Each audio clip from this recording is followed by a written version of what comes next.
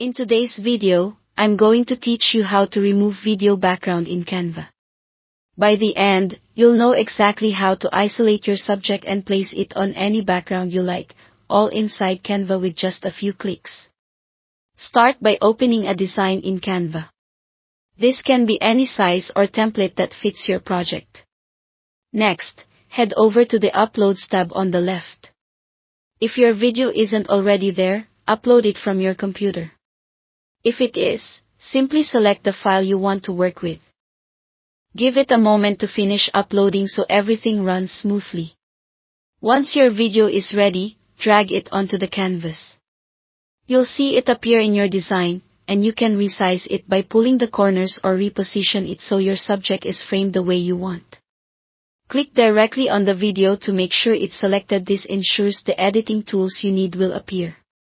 At the top, click Edit Video. In the Tools sidebar that opens, choose Background Remover. Canva will start processing the clip and automatically remove the background, keeping your subject in focus. Depending on the length and complexity of your video, this may take a little time.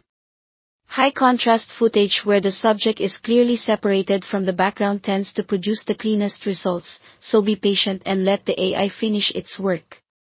When the background removal completes, you'll see your subject isolated on a transparent backdrop within the design. Now it's time to add a new background. From the Elements tab, you can insert a solid color, a gradient, or a texture. You can also pick an image for a realistic scene, or even another video if you want a dynamic, moving backdrop.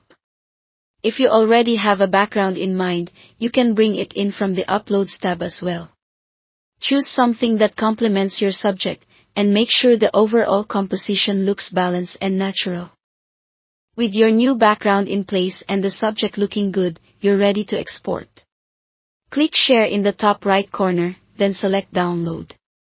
Choose the MP4 format so your motion is preserved and everything plays smoothly across devices and platforms.